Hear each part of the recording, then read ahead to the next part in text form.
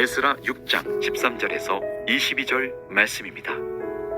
다리오 왕의 조소가 내림에 유브라데강 건너편 총독 다뜨네와 스달보스네와 그들의 동관들이 신속히 준행하니라. 유다 사람의 장로들이 선지자 학개와 이또의 손자 스가랴의 권면을 따랐으므로 성전 건축하는 일이 형통한지라. 이스라엘 하나님의 명령과 바사왕 고레스와 다리오와 아닥사스다의 조서를 따라 성전을 건축하며 일을 끝내되 다리오 왕 제6년 아달월 3일에 성전 일을 끝내니라. 이스라엘 자손과 제사장들과 레위 사람들과 기타 사로잡혔던 자의 자손이 즐거이 하나님의 성전 봉헌식을 행하니 하나님의 성전 봉헌식을 행할 때에 수소 100마리와 순양 200마리와 어린 양 400마리를 드리고 또 이스라엘 지파의 수를 따라 순염소 12마리로 이스라엘 전체를 위하여 속죄 제를 드리고 제사장을 그 분반대로 레위 사람을 그 순차대로 세워 예루살렘에서 하나님을 섬기게 하되 모세의 책에 기록된 대로 하게 하니라. 사로잡혔던 자의 자손이 첫째 달 14일에 유월절을 지키되 제사장들과 레위 사람들이 일제히 몸을 정결하게 하여 다 정결하매 사로잡혔던 자들의 모든 자손과 자기 형제 제사장들과 자기를 위하여 유월절 양을 잡으니 사로잡혔다가 돌아온 이스라엘 자손과 자기 땅에 사는 이방 사람의 더러운 것으로부터 스스로를 구별한 모든 이스라엘 사람들에게 속하여 이스라엘의 하나님 여호와를 찾는 자들이 다 먹고 즐거움으로 이레 동안 무교절을 지켰으니 이는 여호와께서 그들을 즐겁게 하시고 또 아스루 왕의 마음을 그들에게로 돌려 이스라엘의 하나님이신 하나님의 성전 건축하는 손을 힘있게 하도록 하셨음이었더라.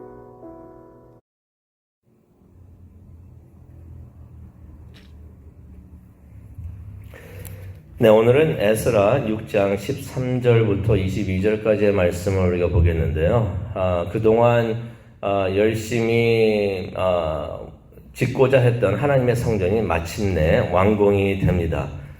하나님의 성전이 완공이 됐다는 것은 하나님의 계획이 이루어진 것을 의미를 합니다. 70여 년 전에 하나님께서 이렇게 하시겠다고 예언하셨던 일이 이루어진 것입니다. 또 이 말은 어떤 의미가 있냐면은 하나님의 뜻이 이루어진 것인 것을 우리가 깨닫게 됩니다. 이제 먼 길을 떠나가지고 예루살렘에 돌아와서 성전 건축에 참여했던 사람들이 이 완공된 성전을 하나님께 바칩니다. 하나님의 것이니 하나님께 바치면서 하나님 영광 받아 주십시오라고서 하나님께 바치게 되는데요. 그래서 오늘 말씀은 봉헌식, 다시 말해서 봉헌 예배를 드리는 이스라엘의 모습을 우리가 한번 보도록 하겠습니다. 13절로 가기를 원하는데요. 13절을 가니까 다리오 왕이 이제 조서를 내린 것을 이제 총독 다뜨네가 이제 받는 장면이 나옵니다. 13절을 보니까 다뜨네가 왕의 조서를 받자마자 이런 말이 있습니다. 그와 그들의 동료들이 신속히 명을 따랐다라는 말씀이 나옵니다. 무슨 말이냐면요. 그 다뜨네가 그 성전을 짓는 것을 그렇게 싫어하고 방해하고 막으려고 했었는데, 왕의 조서, 다리오 왕의 조서가 명령이 내려오니까, 우리가 어저께도 봤지만 그런 명령이 내려오니까 부지런히 성전 건축을 도왔다라는 그러한 의미의 말씀입니다. 이것은 다뜨네가 잘한 일입니다. 다뜨네가 잘했죠. 이렇게 했어야 됐던 것입니다. 그런데 어떻게 보면 그럴 수밖에 없었습니다. 상황도 상황이었지만은 이제 다뜨네가 다리오 왕의 심중을, 그 마음을 알게 됐으니 열심히 그 명령을 따를 수밖에 없었던 것입니다.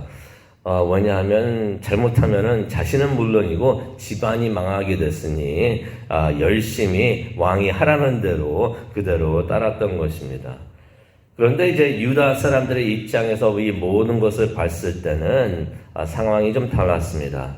성전을 재건하는 일이 두 선지자들의 사역 때문이었던 것을, 그 두 선지자들이 사역을 시작을 하면서 하나님의 말씀을 선포를 하니까 두 선지자들 때문에 큰 도움을 받았던 것을 알고 있었고, 또 그것을 14절에 기록을 하는데요. 14절을 보게 되니까 두 선지자들, 우리가 잘 알고 있는 두 선지자들의 이름이 나옵니다. 학개와 스가랴의 설교를 통해서, 그들이 선포한 하나님의 말씀을 통해서 유다 사람들, 특히 유다 장로들이, 여기서 말하는 장로들은 것은 그 유다 민족의 백성의 이제 지도자들을 말하고 있는데요. 그 사람들이 은혜를 받습니다. 격려를 받습니다. 도전을 받습니다. 그래서 멈췄던 성전 공사를 다시 시작해서 완공하게 됐다라는 것을 에스라가 기록을 합니다. 14절에 그것을 기록을 하는 것입니다. 학개하고 스가랴가 말씀을 강하게 선포를 하니까 그 설교 내용을 우리가 학개서하고 스가랴서를 보게 되면은 그 내용을 우리가 잘 알 수가 있죠. 그 말씀을 듣고서 이래서는 안 되겠구나 해가지고 유다 지도자들과 또 모든 사람들이 일어나가지고 성전을 열심히 다시 짓기 시작해서 완공을 했던 것입니다. 그러면서 14절을 계속 보기를 원하는데요. 에스라를 우선으로 해가지고 모든 유다 사람들이 이 모든 것을 어떻게 봤냐면은, 이 모든 일은 하나님의 명령으로 이루어졌다라고 해서 그것을 인정을 합니다. 이게 참 중요합니다. 다른 것이 아니라 하나님의 명령으로 바사 왕들, 고레스와 다리오와 이 모든 사람들을 통해서 이루어진 것을 이 에스라와 모든 사람들은 잘 알고 있었던 것이에요. 학개도 있었고 스가랴도 있었고 다리오 왕도 도와줬었고 고레스 왕도 많이 도와주고 했지만은 이 모든 일이 하나님께서 계획하셨고 하나님께서 하신 일입니다라는 것을 잘 알고 있었던 것입니다. 이것을 잘 알고 있다는 것이 얼마나 감사하고 축복된 일인가 우리가 참 깨닫게 됩니다. 우리 삶에 있어서 놀라운 일들, 위대한 일들, 좋은 일들이 많이 이루어지는데요. 이것을 우리가 내가 한 일, 누가 한 일이 아니라 하나님이 하시는 일이라고 우리가 확실히 깨닫기를 원합니다. 유다 사람들이 그것을 확실하게 깨달았기 때문에 그것은 어떤 것을 의미합니까? 하나님이 내 곁에서, 우리 곁에서 일하고 계시는구나. 그것을 항상 알고 있었고, 그랬기 때문에 하나님께 감사합니다. 진심으로, 겉으로 하는 것이 아니라 진심으로 하나님 감사합니다 하면서 감사 완공 봉헌 예배를, 성전 봉헌 예배를 하나님께 드렸던 것입니다. 그래서 15절을 보게 되니까 다리오 왕 제6년 아달월 3일에 성전이 완공이 됐다라는 말씀이 있습니다. 여기서 아달월이라는 것은 2월이나 3월 정도를 의미를 합니다. 그리고 주전 한 115년에 이 완공이 되었는데요. 공사가 536년에 시작을 해가지고 약 21년이 지난 다음에 완공이 된 것입니다. 학개 스가랴가 이제 설교를 시작한 지, 그러한 이제 학개 스가랴가 이제 그런 그들의 사역을 시작한 지 약 4년 반 정도가 지난 후에 하나님의 성전이 완공이 되었던 것입니다. 그러면서 이제 성전이 완공된 후에 봉헌식을 이제 거행을 하는데요. 16절을 보게 되니까 누가 참석을 했는가? 제사장들, 레위 사람들, 또 포로로 잡혔다가 돌아온 사람들, 이 모든 이스라엘 백성들이 기쁨으로 봉헌식을 거행을 했다. 기뻐하면서 하나님께 예배를 드리고 성전을 하나님께 드렸다라는 말씀이 16절에 기록이 되어 있습니다. 그런데 잘 알고 계시죠? 학개 2장 3절을 보게 되면은 솔직히 그 성전이 완공된 후에 모두 다가 그렇게 기뻐하지는 않았습니다. 기뻐하면서도 좀 마음이 슬펐던 슬퍼했던 것들을 우리가 보게 되는데요. 성전이 완공된 후에 그때 그 장소에는 이전에 솔로몬의 성전, 그 솔로몬의 성전이 무너지기 전에 그 성전을 봤던 사람들이 그 자리에 있었던 것입니다. 나이가 많으신 연장자님들이 그때 그 자리에 계셨던 것입니다. 근데 그분들이 거기에 계시면서 완공된 성전을 보면서 슬피 울었다라는 말씀이 기록이 되어 있습니다. 왜 그렇습니까? 새로이 완공이 된 성전이 옛 솔로몬의 성전에 비해서 너무나 초라해 보였기 때문에 너무 작았기 때문에 슬피 울었다라는 말씀이 있습니다. 또 새 성전의 지성소가 비어 있었습니다. 거기에는 원래 하나님의 언약궤가 들어가 있어야 되는데 이게 그 바벨론 침공 때 분실이 됐던 것이에요. 찾지를 못했던 것이에요. 그러니까 지성소에 들어가 있어야 되는 하나님의 언약궤, 하나님의 언약궤가 있어야지 하나님이 이 자리에 임재하신다는 것을 상징하게 되는데 그게 없었던 것입니다. 하지만은 이 모든 것을 보면서 이게 다 하나님의 은혜입니다라고 사람들이 다 전심으로 느꼈기 때문에 기뻐하면서 하나님께 성전을 바쳤다, 하나님께 봉헌을 했다라는 말씀이 16절에 나옵니다. 모든 것이 하나님의 은혜고 주시는 것이 이것이 참 좋습니다. 감사하게 느끼면서 또 하나님께 찬양과 예배를 드리는 것이 참 중요한 것을 우리가 깨닫게 됩니다. 근데 이 말씀을 보면서 한 가지 우리가 주목할 일이 있는데요. 이 말씀을 보면서 그 이스라엘 사람들의 마음을 우리가 볼 수가 있습니다.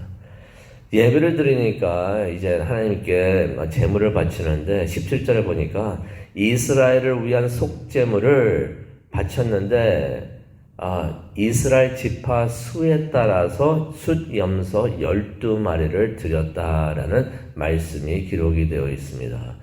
숫염소 12마리 여기 동그라미 치시든가 밑줄 그시기 바랍니다. 이게 참 의미가 있는데요. 그때 그 자리에 있었던 그때 이스라엘 사람들은 대부분 어떤 사람들이었느냐? 잘 알고 계시죠? 성경에 보면 계속 유다 사람들, 유다인들, 유다 사람들 나오는데 어떤 의미가 있습니까? 대부분의 사람들이 유다 민족 사람들, 유다 지파 사람들이었어요. 유다하고 베냐민 지파 사람들이었던 것입니다. 그럼에도 불구하고 이들이 하나님께 성전을 바치면서 성전이 완공된 것을 감사합니다. 하나님의 은혜입니다. 우리 이스라엘이 하나님 앞에 나와서 하나님의 백성들이 하나님을 예배합니다 하면서 이 예배를 드리고 있을 때 어떻게 보면은 숫염소 2마리를 바칠 수도 있었어요. 하지만은 12마리를 바칩니다. 우리 이스라엘은 12지파인 것을 하나님께 고백을 하면서 우리가 함께 어떻게 보면은 그 자리에 있었던 나중에도 나오지만은 이제 그 자리에 다른 지파를 대표라고 하기는 뭐하지만 다른 지파 출신 사람들이 소수의 숫자가 있을 수가 있지만은 그 숫자에 상관없이 이스라엘은 12지파입니다. 우리가 함께 합니다 하면서 하나님께 이렇게 예배를 드렸던 것입니다. 이스라엘을 위해서 할 때 12지파를 축복하여 주시옵소서. 다 축복하여 주시옵소서. 또 12지파가 함께 하는 것이 또 이들의 소망이었던 것을 우리가 이 말씀을 통해서 보게 됩니다. 계속해서 말씀을 보겠는데요. 성전이 완공된 다음 달에 6월절을 지킵니다. 그게 19절에 나옵니다. 이게 참 이게 너무나 감동이 되는 장면이가 되는데요. 성전이 무너진 지, 성전이 한 70여 년 전에 무너졌으니까요. 70여 년 만에 처음으로 지키는 6월절이었던 것이에요. 이게 얼마나 이게 감동적이었겠습니까? 그래서 20절을 보니까 제사장들과 레위 사람들이 몸을 정결히 하면서 이제 양을 잡습니다. 그리고 말씀을 22절에 보니까 포로로 잡혀갔다 돌아왔던 사람들, 이 사람들이 돌아와가지고 이제 성전을 완공시켰습니다. 이 사람들이 이방 사람의 21절을 보게 되면 이방 사람의 더러운 것으로부터 스스로 분별하여 하나님을 찾는 사람들과 6월절 음식을 함께 먹었다라는 말씀이 나옵니다. 그때 제사장들도 있었고요, 레위 사람들도 있었고요, 그 다음에 포로로 잡혀갔다 돌아온 사람들, 성전을 이제 완공시킨 1등 공신 사람들입니다. 그런데 여기서 이런 말씀이 또 나옵니다. 이방 사람의 더러운 것으로부터 스스로 구별하여 하나님을 찾는 사람들, 그 사람들도 함께 했다는 것입니다. 그 사람들과 함께 6월절 음식을 먹었다. 이 사람들이 누굴까요? 이방 사람들의 더러운 것으로 구별하여 하나님을 찾는 사람들이 누구일까? 이방인들이 될 수도 있습니다. 하지만은 이런 사람들일 것이라고 우리가 생각을 할 수가 있는데요. 누구인가? 우리가 흔히 잘 알고 있는 사마리아 사람들이었을 것이다 라고 생각을 합니다. 사마리아 사람들은 이스라엘의 후손들이었지만은 이방인들과 피가 섞여가지고 민족 의식을 잃어버리고 하나님도 잃어버리고 이방인들과 함께 살면서 이방인들의 우상을 예배하고 숭배했던 사람들이었던 것이에요.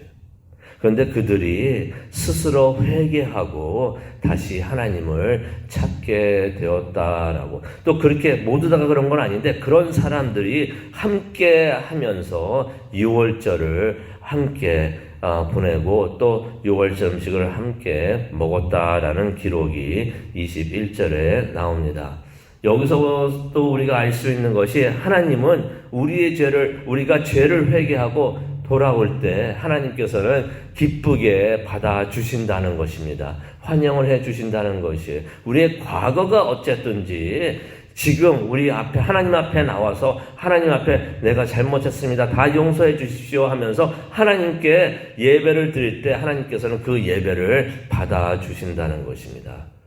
그러면서 그런 생각을 해봅니다. 그렇다면 우리들도 예수님의 교회들도 이러해야 되지 않겠는가 생각을 해봅니다. 저 사람은 원래 저런 사람이야. 저런 과거가 있어 하면서 겉으로는 안 하겠지만은 속으로는 차별하면서 그렇게 대하는 것이 아니라 우리가 하나님도 이렇게 다 환영을 하시는데 우리도 그렇게 기쁜 마음으로 그들을 환영해야 되지 않겠는가 그렇게 생각을 해봅니다. 교회가 바로 이런 사람들 저런 사람들이 함께 모여서 세우는 것이 교회이라는 것을 말씀을 통해서 우리가 보게 됩니다. 이제 말씀을 묵상을 하면서 기도하는 시간을 우리가 가지려고 하는데요. 성전이 지어졌고 또 성전을 하나님께 바쳤다 봉헌했다 하는 것은 무엇을 의미합니까? 우리 가운데서도 성전이 세워져야 되는 것을 우리가 봅니다. 성전이 세워져 있고 또 계속 세워지고 있는데 좀 더 영적이고 좀 더 강건한 하나님의 성전이 우리 가운데 세워지기를 원합니다. 성전이 세워진다는 것은 예배를 의미하는 것이죠. 우리들의 예배가 좀 더 영적이고 하나님 보시기에 아름다운 이 세상을 지키고 인도할 수 있는 그러한 예배를 우리가 매일매일 매주 우리가 하나님께 드리기를 원합니다. 그래서 하나님의 뜻이 하늘에서 이루어진 것 같이 우리 가운데서도 이루어지기를 원합니다. 우리들의 모임 가운데서도 강하게 이루어지기를 원합니다. 그러기 위해서는 우리가 세상으로부터 구별되는 삶을 살아야 되는 줄로 믿습니다. 예배하는 사람들의 마음이 그래야 되는 줄로 믿습니다. 세상으로부터 구별된 성결된 사람들이 되기를 원합니다. 하나님의 뜻은 언제나 반드시 이루어지는 것을 깨달으면서 하나님의 뜻 우리를 통하여 이루어 주시옵소서. 하나님께서 예언하신 모든 하나님의 말씀이 우리와 우리 가정과 우리 교회를 위해서 이 지역을 통해서 우리 교회를 통해서 우리 가정을 통해서 우리를 통해서 이루어 주시옵소서라고 우리가 하나님 앞에 나와서 기도하는 이 시간이 되기를 원합니다. 성령님께서 우리와 함께해 주실 것입니다. 우리 다 함께 기도하시겠습니다. 하나님, 오늘 말씀을 통하여 하나님의 성전이 완공이 되고 또 하나님께 예배가 이루어지는 것을 봅니다.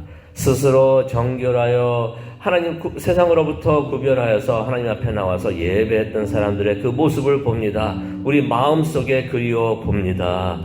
우리가 그 자리에 있게 하여 주시옵소서. 그래서 우리가 매일매일 새벽 기도회를 통해서 또 주일 예배를 통해서 우리가 하나님 앞에 나와서 예배를 드릴 때 이러한 감사의 예배, 영광된 예배가 이루어질 수 있도록, 그래서 하나님이 원하시는 아름다운 성전이 우리가 모일 때마다 이루어지고 세워질 수 있도록 하나님 도와주시옵소서.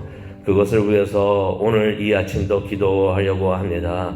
성령님이여 함께하여 주시고 안수하여 주시고 인도하여 주시옵소서. 감사합니다. 예수님의 이름으로 기도합니다. 아멘.